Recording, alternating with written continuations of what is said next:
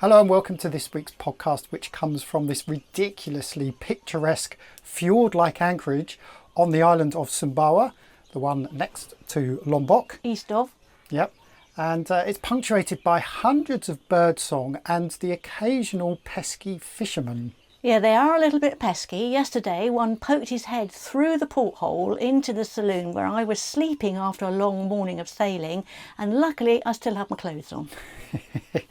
I think it was just curiosity, but of course some people may say, well, maybe he was looking to steal something from the boat, and that is something that we are going to be discussing today. Is sailing in Southeast Asia dangerous? Hello, I'm Liz. And I'm Jamie. Welcome to Follow the Boat, in which we discuss what it's really like to give it all up to live on a boat. And go travelling around the world. We've been doing it since 2006 and we're still at it. Each week we talk about our latest YouTube videos. And about boats, sailing, travel or anything else which floats into our heads. And if you leave a comment we like, we'll give you an answer and a name check. Peace and fair winds. We asked in our poll on social media whether you would be prepared to cruise in Southeast Asia. Results came in yesterday. It was 76% saying yes, 13% saying no, and then there were the 11% who weren't quite sure. Yeah, we should just name check Jordan Flomad, who says your videos have done such a good job of showing why one would sail these awe-inspiring places full of these awe-inspiring people living next to awe-inspiring seas filled with awe-inspiring flora and fauna. That's a great comment, and I love the fact he used awe-inspiring instead of awesome. He did actually ask about self-sufficiency and whether we would consider going electric. It's a bit, doesn't really answer a bit the off question. topic. It's a bit off topic, but David Johnson, who's one of our supporters, long-time supporters, said about going electric, it seems Esper has been doing a fair amount of motoring. How would you rate the wind in the areas and the seasons that you've sailed there? Seems like wind is a challenge in the region. And I guess we should take sailing, actual sailing, as our main topic, our first topic at least. Yes, I agree. I think weather is a topic on its own, which we can get to. And as for electric propulsion, well, yeah, would love it, can't afford it, and it's not quite ready yet. But that's a whole other podcast. So, yes, so sailing and cruising in Southeast Asia. I've got a comment here from Mark Wild. Well, I just wanted to answer David's... Oh, yeah, go on, sorry. I wanted to answer. I was trying to set David up into my reply. Yes. Which we will go into in more detail, but certainly in our more recent episodes, we have been doing a lot of motoring, and that is because we're in equatorial waters. But I did just want to make the point that I think when it comes to our videos, even if we have a really good day's sail, 8 hours of solid sailing, when we condense it all down into one of our episodes, it probably only features for about 30 seconds. So I do think that sometimes it can be a bit misleading in that there is actually really good sailing in Southeast Asia. Yeah, and we've had some great days of sailing, and one of our comments was from John Schaefer, who said, race in the King's Cup all the time. So yeah, there are races and regattas and such like going on all the time. Some places are better than others. Yeah, I think, if you plan your sailing properly, you can do pretty much year-round sailing if you are prepared to move and to follow the winds. Invariably, in this part of the world where we are closer to the equator, you will have periods of fickle weather, but certainly in places further towards Phuket, for example, Langkawi, all around that area, I would say it is almost year-round sailing, because if you're not sailing in the dry northeast season, you've got the wet but still windy southwest season as well. Okay, so we are talking about seasons and weather, so we'll go into that in the details. I've got a question here from Johan Gillin. Please talk about weather, where to stay and go during the season, typhoons, etc. My dream is to sail to Asia and stay in the area where you are right now. And so yes, you bring up typhoons. It is a big problem. Yes, and Jolie Sailor on Discord said that they didn't know anything about Southeast Asia until they stumbled on our channel many years back. Apparently we've been truly inspirational. Oh, good. And their question is also, if someone were to cruise there for a couple of years, what sort of itinerary would you recommend? And they are from Frosty Toronto in Canada. Yes, I like that comment. It was very good. How do we start on that then? So Forgetting equatorial waters and concentrating more on the areas that we know better, which is north of those waters. I think we just need to clarify, don't we, where we know, because we're calling this Southeast Asia, but our 10 years over here has been spent in Thailand, Malaysia and Indonesia. So that's the first-hand knowledge that we have. And also on the back of that, we should define what Southeast Asia is, I suppose. And really it's anything from Sumatra over all the way over to Papua New Guinea and almost Japan, I suppose. So it's covering the Philippines, the whole of the Indonesian peninsula, all the way up to, I guess, towards Cambodia as well. Yeah, Cambodia and Vietnam would come into it, but I guess if you go a bit further north and east, then you're into Asia proper. Not really quite sure, but that's the area that we're called. It's vast. It's vast. I mean, it accounts for probably 1/4 of the of the globe, I suppose, almost. Not quite. Don't know. It's a big area. It is a big area. So I think really in terms of sailing, let's talk about Phuket first, because it is an extremely popular sailing destination, and that whole area. You have the northeast monsoon, which is really sort of from January until about April time. Yeah. That's relatively dry, and you have consistent winds coming from the northeast, which is great for travelling north to south, which is what the coastline does. Yes, the northeast is generally considered to be the time when the tourists come over because there's much less rain. When we arrived in Langkawi, we arrived in the southwest monsoon, and one person that we know pretty well, actually, they were 2 years ahead of us. When we got there, they said to us, the sailing season in this area is short. It's from January until April. After that, put your boat in a marina. I have to say that is the worst piece of advice we have ever received, because I would say some of our best sailing has happened in the wet southwest monsoon. Yeah, because that trip from Langkawi up to the northern part of Phang Nga Bay, where Phuket is can be riotous good fun in the southwest, can't it? You wouldn't want to go outside the bay. I mean, you wouldn't want to go west of Thailand, because then you're in the Indian Ocean and that would be silly. You can go there in the northeast, but for the rest of the time in the southwest, anywhere around there. I mean, the winds, again, they're good for sailing. Yeah. There's many islands that you can duck into, all the way down to Pankor, I suppose, on the Malaysian coast. Yeah, I mean, you've got islands, haven't you, that dot the whole of the Phang Nga Bay all the way down. And of course, if it's an island, there's usually an anchorage one side or the other. So whichever way the wind's coming, you can usually find somewhere to anchor. And to answer Jolie's question about a kind of 2-year itinerary, well, of course, that does depend where you come from.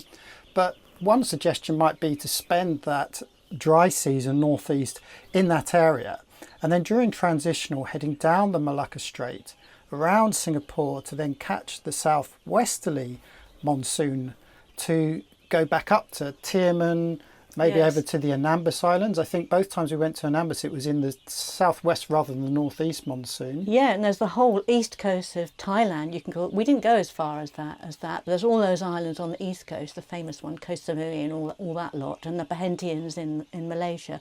All of that would be great. You could just keep going back and forth that way with the seasons, and we know people that do that. And of course, we did quite a bit of sailing up the coast of Borneo, but of course, as you've seen from our videos, we chose to turn around and come back down and back into those equatorial waters, which is why there wasn't so much sailing.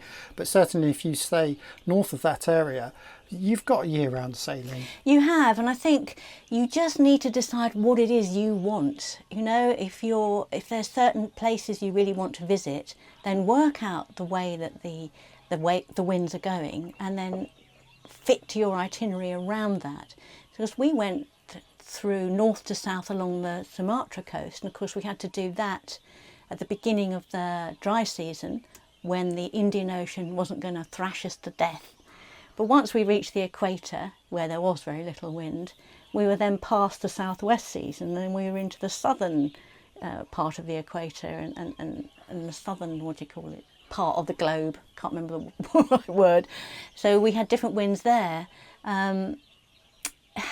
We wanted to see those very remote islands that people don't usually visit. They visit the ones in the middle because there's quite a big surfing community there, but the ones in the north, and certainly the ones in the south, very difficult to get to, but worth it.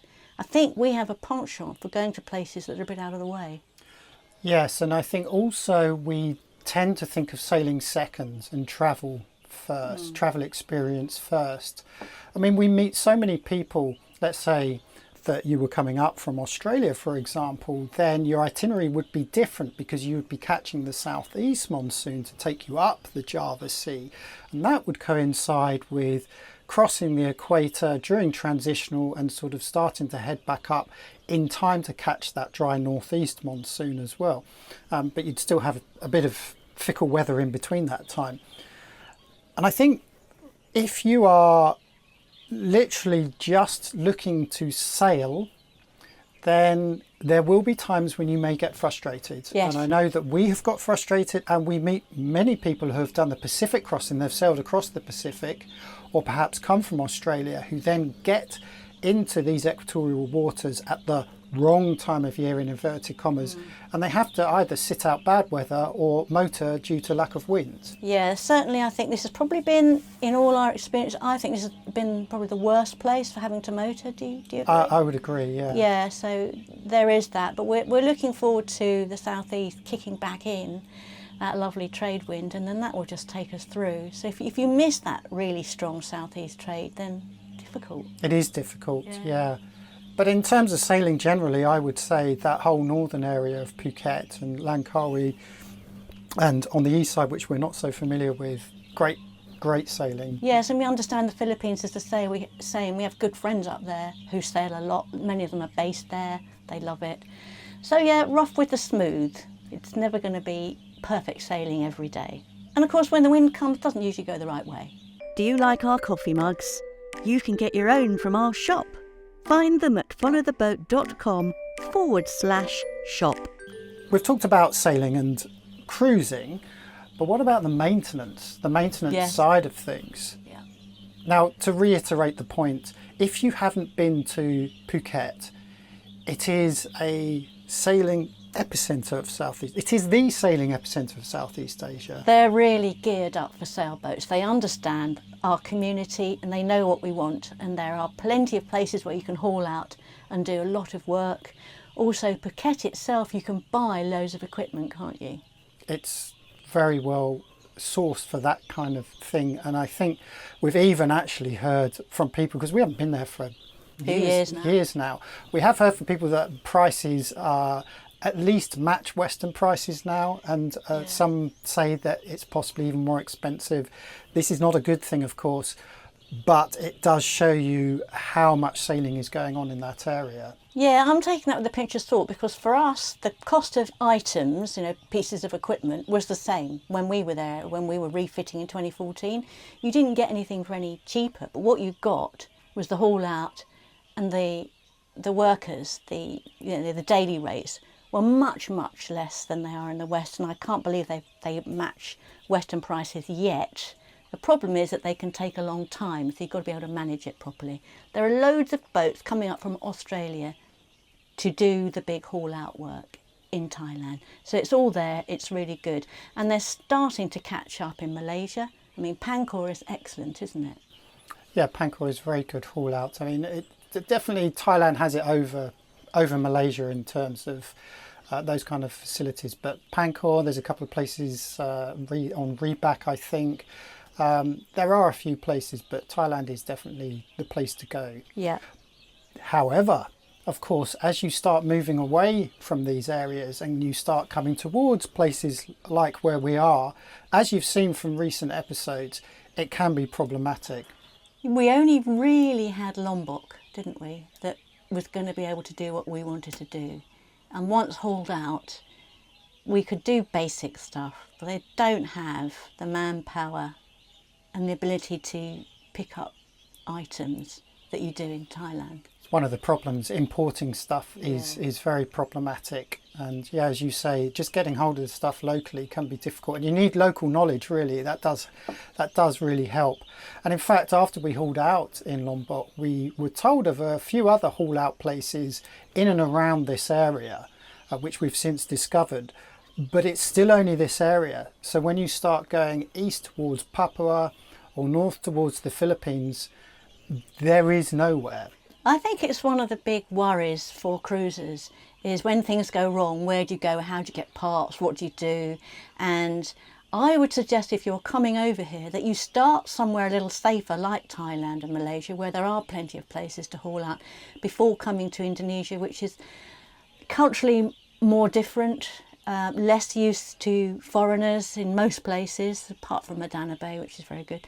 I'd say start somewhere a bit more sympathetic to foreigners and a bit more easy to understand. What do you think? Absolutely. Well, I think that could come on to our section on culture as well. Yeah. How we see big cultural differences.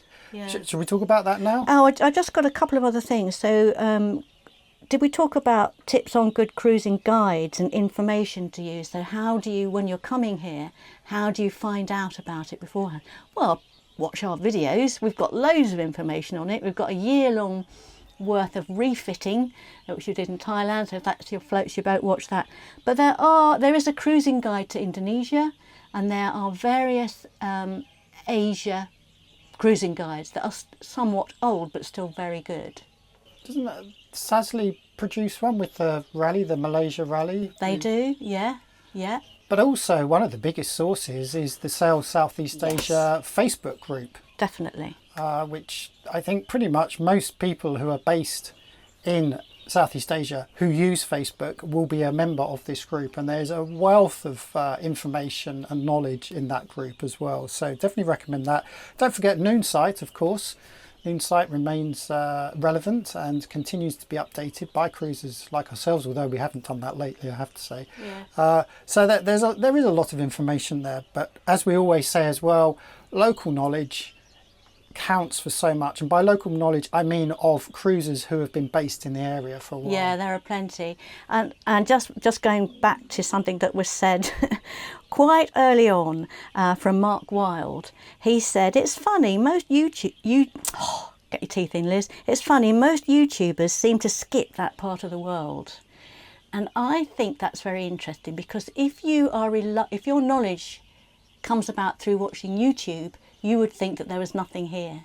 And that couldn't be further from the truth. There are loads of cruisers in this area, loads. They just don't have YouTube channels. Yeah, absolutely true.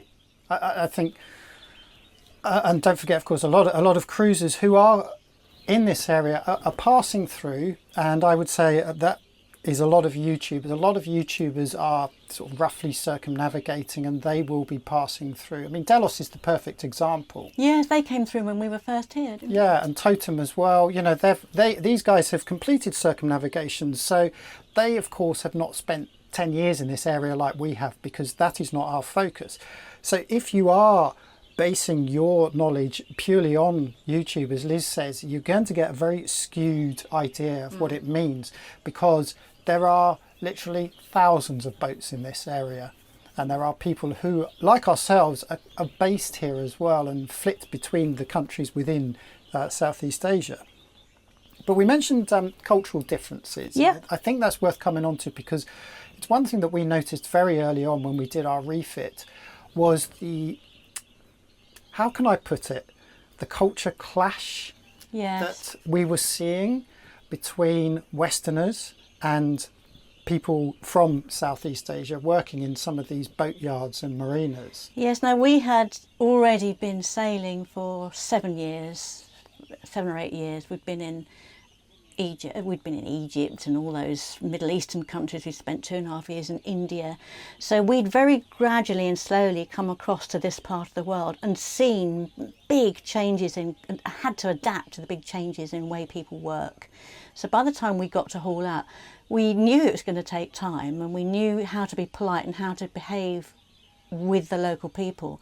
And I think if you're going around the world really fast, or if you're coming up from Australia and your first destination is a boatyard in Thailand, that cultural difference is marked and different and very difficult to get used to. Do not underestimate what Liz is saying here, because it is very, very different. Now, you may get to Indonesia from Australia and find that, you know, many people speak English, and perhaps you can source your Vegemite from the supermarket. So there's obviously some crossover. But I think especially when it comes to doing business, there are very different ways of doing things. Yes. And unfortunately, whether you like it or not, you have to do it their way, not them do it your way. And you have to exercise patience and understanding when dealing with local people, because if you start screaming and shouting and demanding quick fixes and solutions, you're just not going to get it.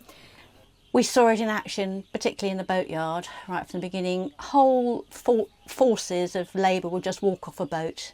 If you start shouting, you have lost. And you really want to, and perhaps that's how you did things back home. And, you know, it's water for ducks back for Westerners.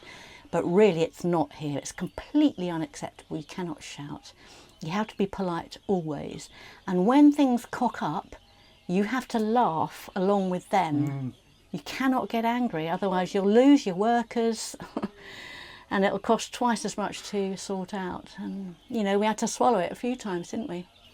I mean, other cultural differences, one that came up recently was this. In Indonesia, you've heard us talk about everyone shouting, "Hello, mister," Yes. followed by the question, "Where are you going?" And I was discussing this with one of our taxi drivers we were using quite frequently. So we got to know him, and I asked him, why do people ask us where we are going? And he replied saying that people just care. They care and want to know. It's not a nosy curiosity. It's a genuine concern.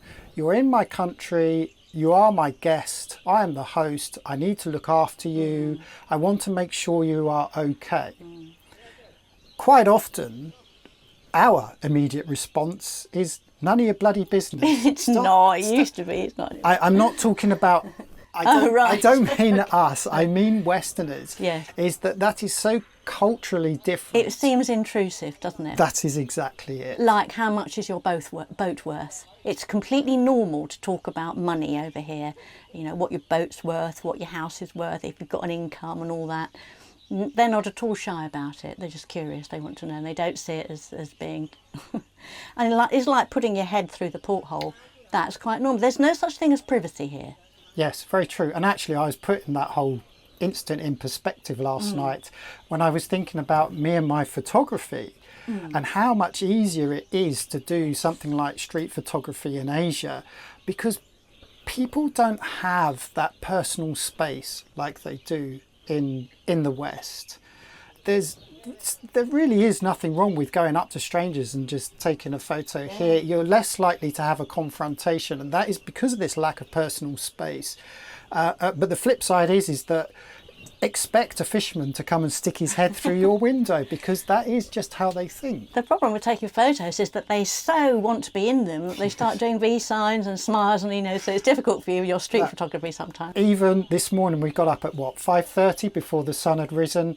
And even then I was trying to take a long zoom photo of the sunrise with the fisherman silhouetted. And he's standing on his boat shouting, doing this. You know, you can't get away with it. Yeah, I mean, you've got to embrace this side of culture on this side of the world. It is, everyone wants to talk to you. Everybody is friendly. We haven't met anyone who's been unfriendly during the whole 10 years. Not to our knowledge, no. No. They've all just wanted to be your friend. If they speak a bit of English, they're absolutely thrilled to be able to practice it with you. And this goes to the villages, you know, the smallest fishing villages that no one visits, right through to the big towns. It is so different, isn't it? It's also worth talking about perhaps Islam, the call to prayer, these cultural differences, and women who wear hijabs. You know, in the past we've received comments along these lines that perhaps, you know, they either wouldn't feel comfortable going through these countries, or they don't want to seem to be supporting these countries where, you know... Do you know what I mean? Yeah, I'm trying to be diplomatic. Yeah, I know. It's something that we talked about recently, in that when you see the news about somewhere, or you read about it online, or you read a newspaper, you form an opinion of what the country's like, and then you go and visit the country and it couldn't be more different. So we meet women who may have their entire faces covered, Most of them wear the hijab here because it's a Muslim country. In fact, we've been in predominantly Muslim countries since we started in Turkey, so we're very used to it. But they want to talk to you. They want to chat. They care about their families. They want food on the table and they want their children to be educated. They are the same as us. In fact, everywhere in the world, that's what people want, isn't it? Yep. Irrespective of religion. I mean, regarding, say, the treatment of women, for example, I mean, I'd say India is probably the most patriarchal society that we have come across versus some of these Muslim countries we've been to. In Thailand, it's almost a matriarch. I would say that the women probably are really in control. I'm generalising here, but I am trying to dispel some of these preconceptions that people have about these places. Yes. And Indonesia, I don't know, I see no evidence of women being treated badly, and of course I'm sure it happens everywhere in the world. But certainly a lot of these countries get bad press from the West, and based on our own experience, it just doesn't happen. It's skewed. A lot of these countries are seen to be full of terrorists and terrible treatment of women and all of the things that we read about in the press. Now, over here, they see the opposite in their newspapers and in their press over here. They see the US as a country that is going around the world having wars with people, and the UK blowing up Iraq, and and now we've got Ukraine and Russia, and that's another thing. But they're reading about, that's how they see us. They see Westerners as quite aggressive. They don't see China in the same way necessarily as we do, or Russia even. They have very different perspective on life, and theirs, just like ours, is coloured by what they read. Can you tell the little anecdote you told me about Gladwin in India? Because I think this sums up perfectly what you are trying to get across. Yeah, I'll try to do it quickly. In 2011, we were in India and I went back to the UK. And while I was there, there were all kinds of riots happening all over the UK, particularly in London, where I was based, where I'm from. And it was quite shocking. There were things being blown up, there were fires, things being set on fire, people running and screaming in the streets. I saw it on the news when I was over there. Now, I was nowhere near any of that, and it was just something one watched. But it was in all the newspapers and all the TV and everything. Anyway, get back to India, having done all the things I needed to do in the UK, and Gladwin, our local friend from Kerala, came running up to me and said, Liz, are you okay? I said, yeah, I'm fine. Why? How are you? No, we were worried about you because we could see that Britain was on fire. There were riots, we were hoping that you were okay. There you go. They wanted you to come back to the comfort and safety of India. Yeah, they did.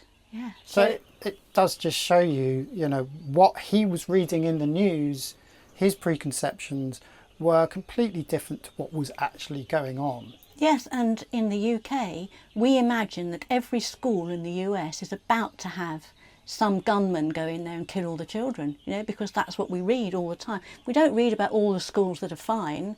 We just read about the terrible monstrosities that happen in some of these schools. And I think with cultural differences generally, you've got to be that sort of person that's prepared to be shocked, wowed, amazed, disappointed, and just take it on the chin, take it on board as just one of life experiences, that cultural difference.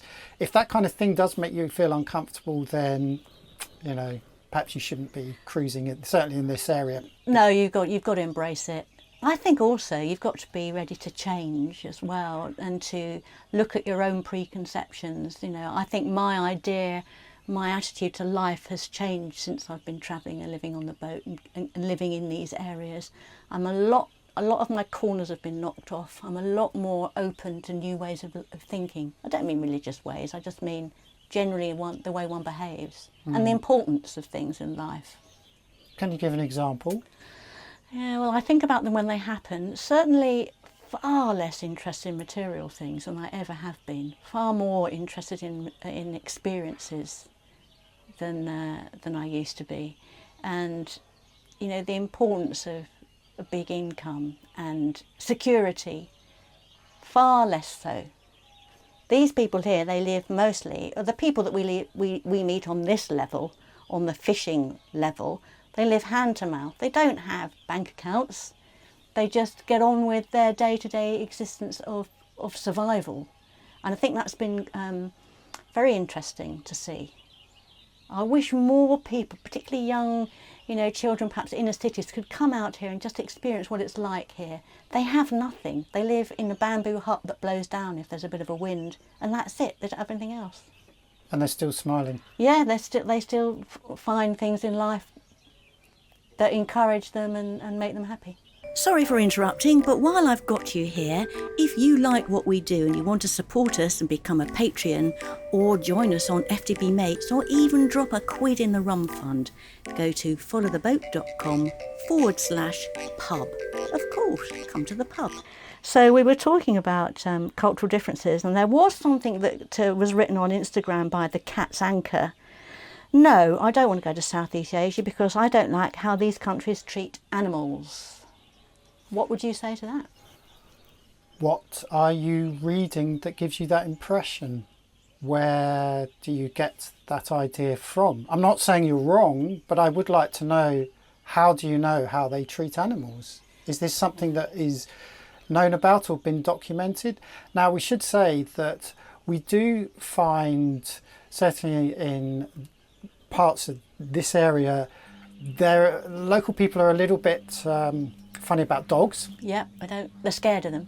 They're scared. I mean, it was hilarious walking the dogs of Madana Bay down the beach and coming across local, mainly children, who would run screaming from them. Yeah, not just children, grown men. Well, they'd run. Yes. So but that's a cultural difference. And I wouldn't say there's any mistreatment of the animals that we are aware of. Not that we've seen, but one does read and see on social media how dogs are transported in terrible ways and killed and eaten in places like China and other places, Vietnam. They will eat animals that we would regard as pets, and they are mistreated sometimes. Have you not seen any of that? Yeah, it does exist. So I think that's probably where this person's coming from. The Cat's Anchor, obviously a cat fanatic. Now, we are animal fanatics. If we felt that there was anything that needed to be said while we were here in front of us, we would say something. But getting away from that slightly, I think it's a slippery slope to say you won't go anywhere just because you have a preconceived idea of one thing and it's not something you like. Oh yes, Yeah. Yes, absolutely. It's very easy to turn the mirror on ourselves and look at our own behaviour, both historically and currently, and to tar us with the same brush. Yeah. There are all sorts of things. The UK, I'm talking about Brits, Yep.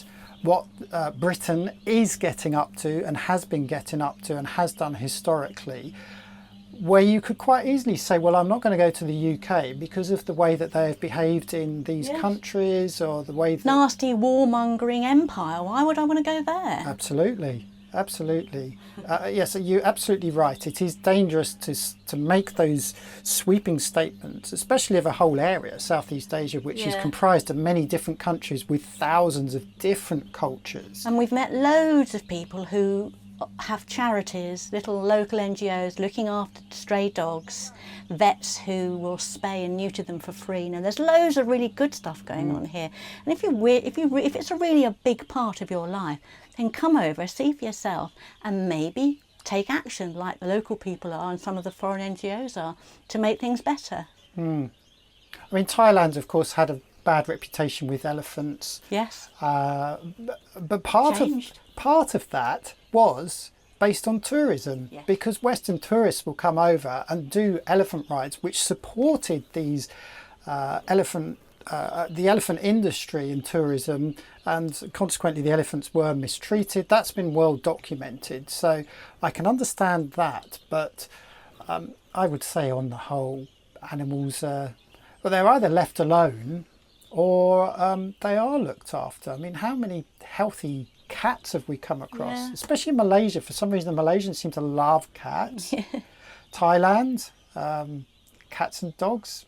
Again, they're kind of just left alone, or certainly, our pets, both cats and dogs are pets in pretty much every country we've been to. Yeah, I would say that they're not as mad about animals as we are in the UK and the US. Well, the Brits especially are notorious for just being completely soppy when it comes to animals, pets. Yeah, and I think the States as well, they tend not to. If you see an animal being mistreated, it's immediately reported, and it doesn't happen as often as it does here, probably. Don't know really the facts, but anyway, that was just one of various preconceived ideas. We could go on about this for ages. What else was there? Something else? Talked about religion. Oh, I mentioned the call to prayer. Yes. That's something that we come across. Now, remember, of course, we started in Turkey, and I have to say, actually, the call to prayer in Turkey was louder than it is here. And we do come across cruisers who say or claim that they are going to be quick to get through Indonesia because they can't deal with the call to prayer. I have to say, the call to prayer itself, you get used to quite quickly. It is one of those cultural differences, and in the end, you just don't hear it anymore. One thing I will say, though, is that some of these locals can be really noisy. Yes. Really noisy. And some call to prayers is not the call to prayer, but music played through a bad loudspeaker system. I do resent being woken up at 5:30 in the morning with some horrible Indonesian pop song played instead of the call to prayer. Yeah, that is awful. You'll get karaoke going on into the middle of the night, and people generally are quite noisy. It can be very noisy and quite annoying, I agree, yes. This isn't, although having said that, it is noisy because there's some mechanical thing flapping up and down that's creaking away and the birds are going well, and also when we turned up, as we were still laying the anchor, the first of many fishermen came over to try and sell us stuff, and he's shouting at us across the bay. Normal. And our reaction is, shush, be quiet, listen to the peace and quiet of this bay, and he's shouting at the top of his voice. They can be quite noisy. But yeah, call to prayer, that just doesn't bother me. No, I love it. We've had it all our entire sailing lives. It's been the soundtrack to our sailing, hasn't it? Yes, it has. I've just gone back because I remembered a question that was asked that I forgot to read out earlier about sailing in this area from Brian Cyril Watt. How about... Brian Cyril Watt? Yes. What's that? Oh, it is Brian Cyril Watt, W-A-T-T. Yes.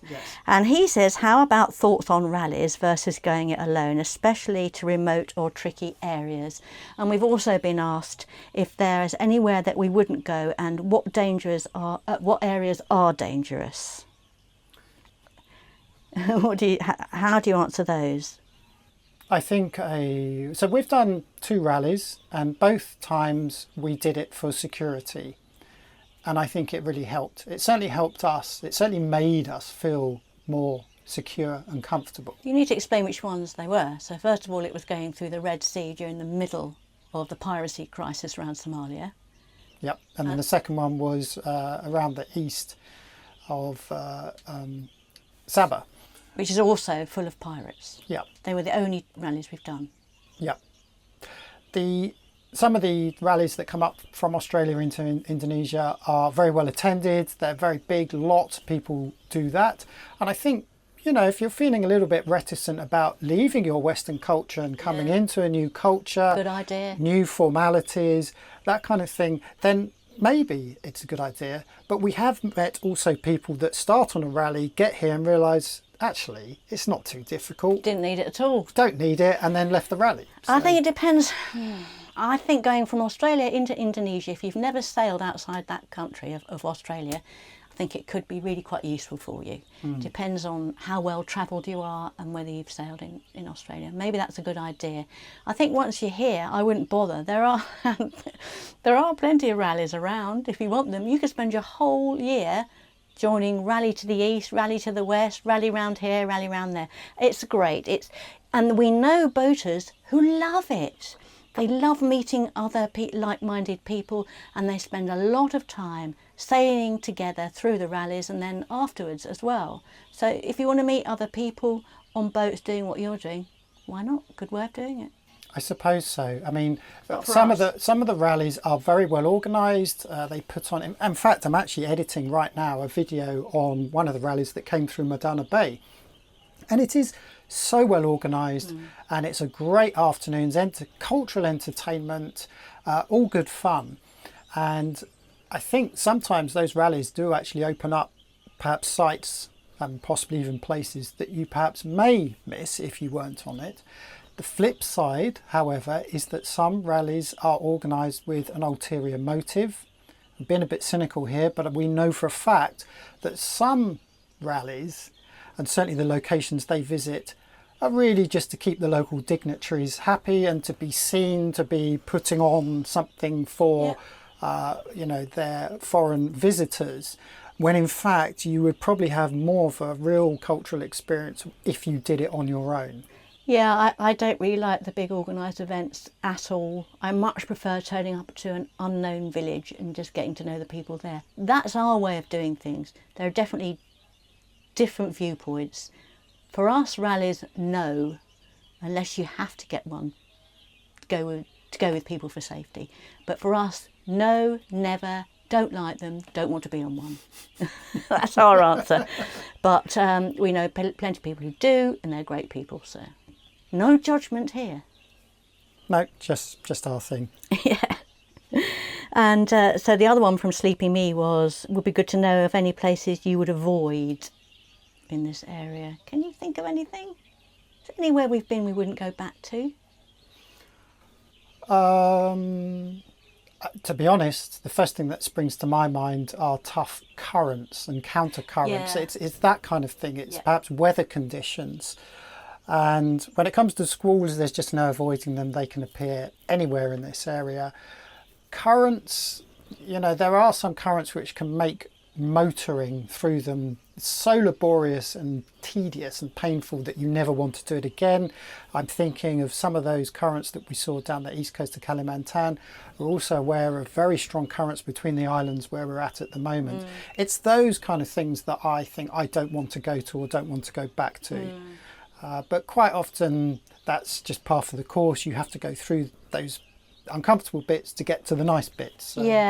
Yes, and sailing in the wrong seasons, going the wrong way, can be pretty nasty. Yeah.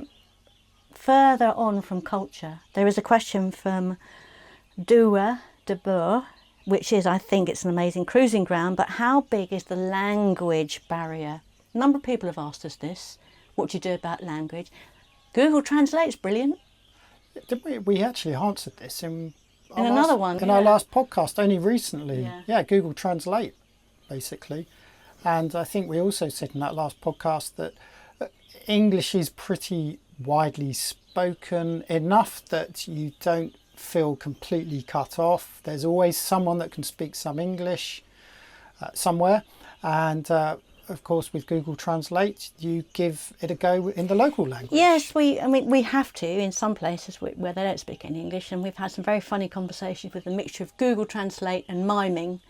You can usually get your point across. I mean, you can't have in-depth, deep conversations about stuff, but you can get your point across. I use it a lot for shopping, so I've learned the names of vegetables and fruits and herbs and things like that. That is very useful when you're in a market. Because you look at these things, you're not quite sure what they are. You get them to write it in the translate, and then you know what it is. Sometimes, don't always know what it is. But language, don't be put off by language. If you speak English, you can go anywhere in the world. We're so lucky that English is our first language. I mean, it sounds flippant and lazy, but that is just the way it is. And the other thing, the argument for speaking English is that a lot of the local people, they want to practice, especially the younger generation, want to practice their English. So that's a good reason for sticking with English. But we do try and learn at least a few local words. Yes, please and thank you and counting. Yeah. And coffee and tea. And if you do come across people that do not speak any English, then using Google Translate, not only just typing it in and showing them, but actually I try and speak it to them.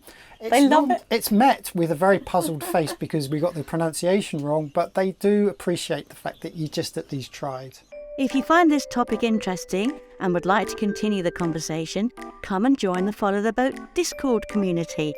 Look for the link in the description. It's free. The other questions that always get asked, and I'm not going to go into detail, are about clearance and visas and all that sort of thing. And Debbie Mackenzie, she said, as Schengen and gaining residency becomes increasingly difficult, this is in Europe for UK residents, and very expensive, would love some insights into how you manage visas, etc. Well, we've been outside Europe throughout our 17 years of cruising, and visas change from country to country. And even within that one country, they change over the years. So you just have to keep abreast all the time of what the next place you're going to go to is expecting. Sometimes you need to get a visa before you go there, in which case you get it in the country where you are. And sometimes you just turn up and you get a visa on arrival. But it is something that cruisers talk about a lot. What's the latest on the visas? Noon site. Yes. Go to Noon site and find the country or the port that you expect to be arriving in, and noonsite.com should have the most recent information. Yes, to be honest, I prefer to go directly to the embassies. I want to get it from the horse's mouth. Sometimes you need an agent. An agent will cost you money but makes life so much easier. We very seldom use them. We're using one now here in Indonesia, and it's made our lives so much simpler. Cost a bit, don't care. Would rather do it that way. There's a comment from David, a new Discord user. Hello, David, who says, how do you cruisers handle finances? Yeah. Cash or card? Yeah. And this is something that we have seen change over the 17 or so years that we've been cruising. Do you know, I'm old enough to remember traveller's checks. Do you remember traveller's checks? Checkbooks. When we started in Turkey, we were fortunate that I think even back then our cards you could use in the ATM, but you would get charged a lot of money for the transfer fees. Everybody had Nationwide from the UK because they were free. They were really good overseas. Do you remember that's why we got Nationwide cards? That's right. Yeah. And then as we travelled down the African East Coast, we were carrying dollars with us. And in fact, in Sudan, I remember having to do our exchange, some shady, dodgy deal with a random stranger standing on a street corner who took your wad of cash, disappeared for 20 minutes. Yeah. You had to put your trust in him. He would come back with the local currency because his exchange rate was better than the bank's. That was Eritrea. Eritrea, Yes, right. Yeah. very odd, very odd. Yeah, I mean, it's different in every country. I mean, money, somebody did ask about money, and they made the point, it's probably quite good over here because the cost of living here is so much cheaper.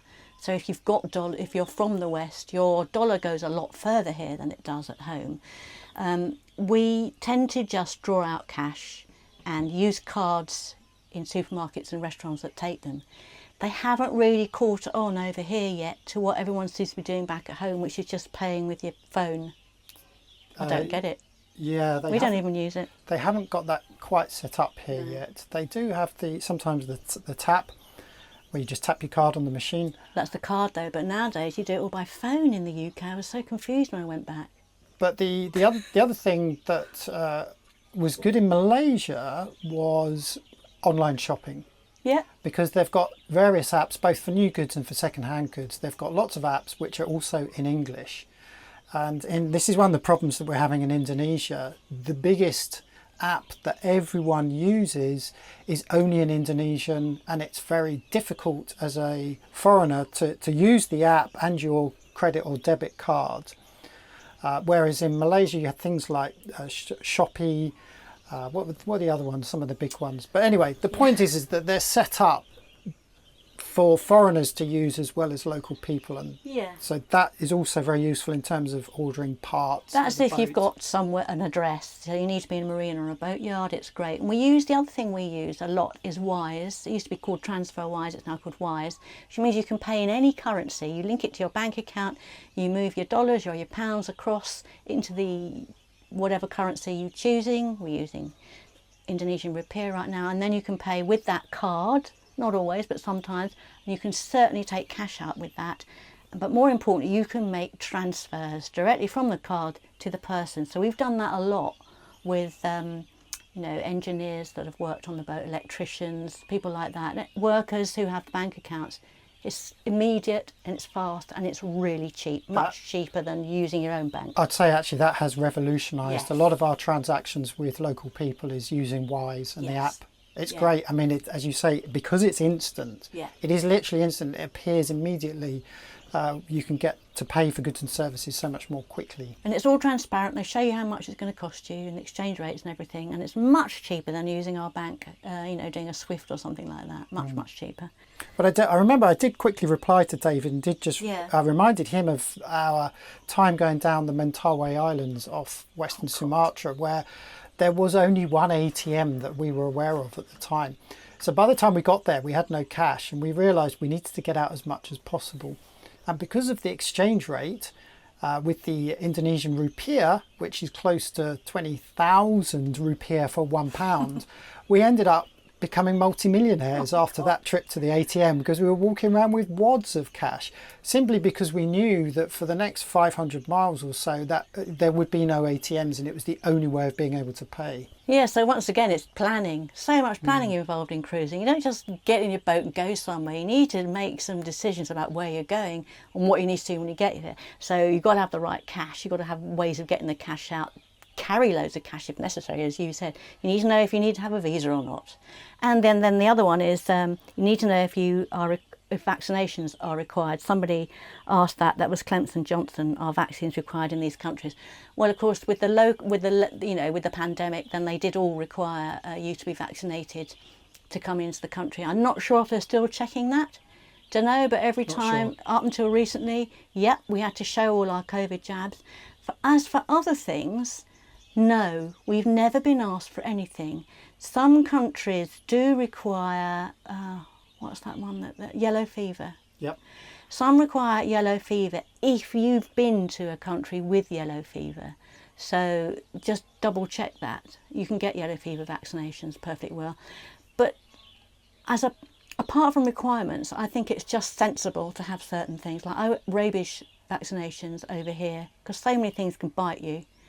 I think it's pretty important, and all the usual ones, the typhoid and the hepatitis, just makes sense. But hold on, you only get a rabies vaccination if you think you've been bitten. No, you can get them as a prophylactic. That's what I do. After you got bitten by Millie, my shots were to stop, and if anything, okay. It's good. It's all changed. Science, isn't it amazing? Yeah, so just think about where you're coming. And then there's mosquitoes, which we get over here, and they carry dengue and malaria. But as far as malaria goes, we tried doing some anti-malarial pills and hated them, didn't get on with them. So now we just try and stop, not be bitten. It's difficult. Prevention rather than cure, isn't it? Did you know that liking and subscribing on YouTube or wherever you get your podcasts helps us to get noticed?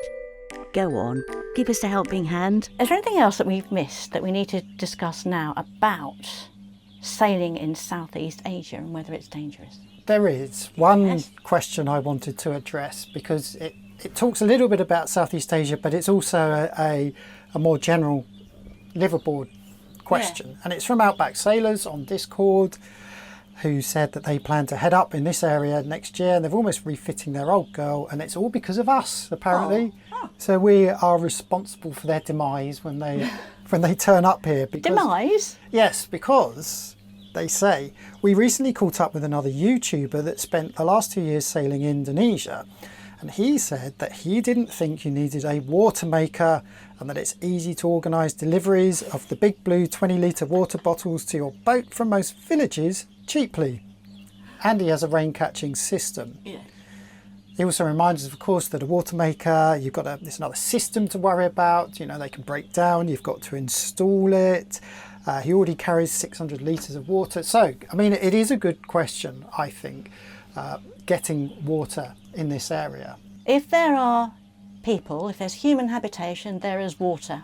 A lot of the places around here, though, they don't have natural water supplies, and it is brought in by boat or by lorry. And so you're sharing, the need for water with them. And it can be done. It can be done, but I would never do it. I agree completely with that. Anything's possible. You can source most things here. And yes, if you want to be lugging 20 bottles of water, In 35 degrees of heat and 90% humidity, when just going out of the cockpit just kills you. along with all your diesel, which you've also got to source locally and carry in jerry cans to and from your dinghy.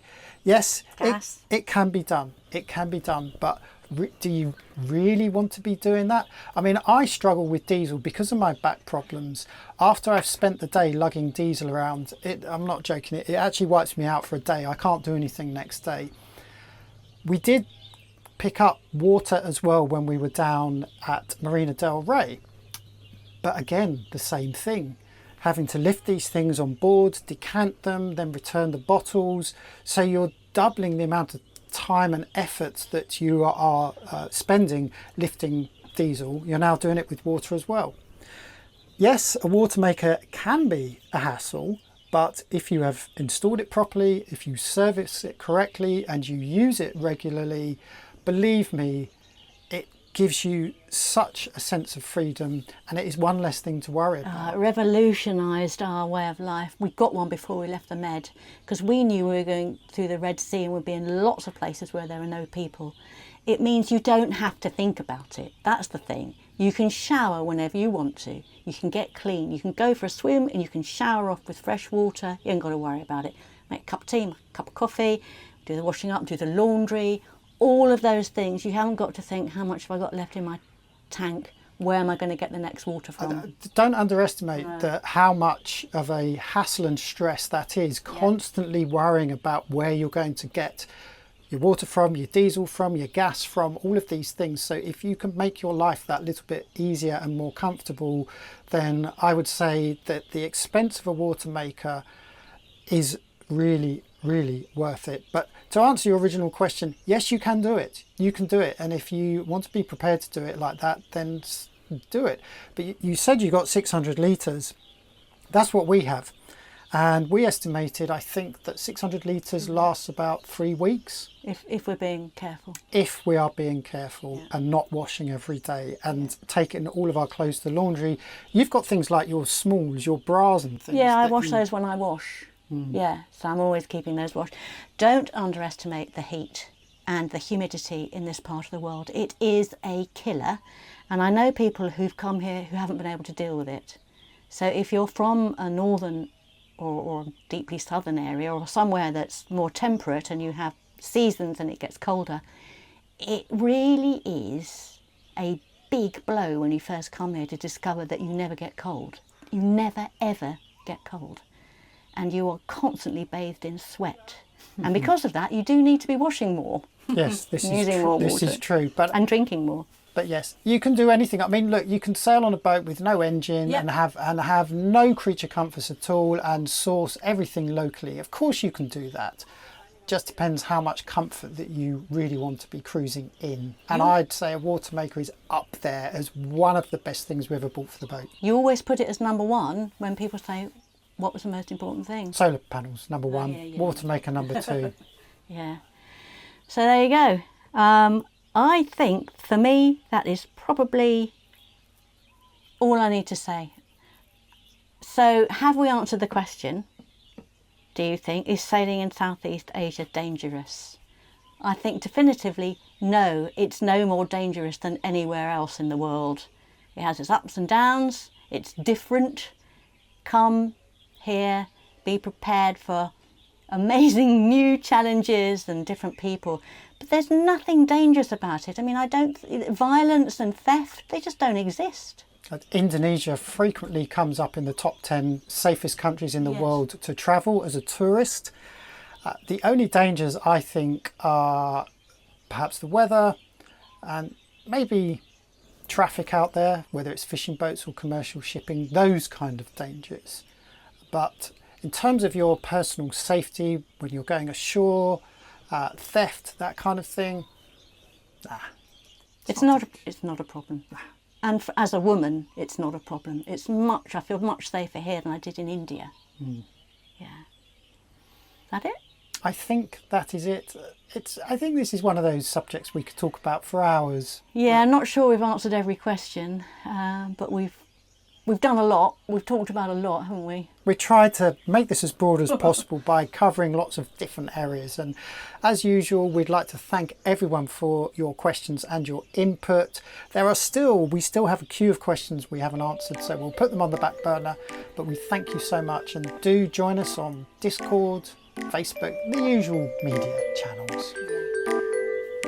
What are we doing for the rest of the day now? Okay, I'm going to go down below because it's actually cooler than it is up here. Although this is a lovely, perfect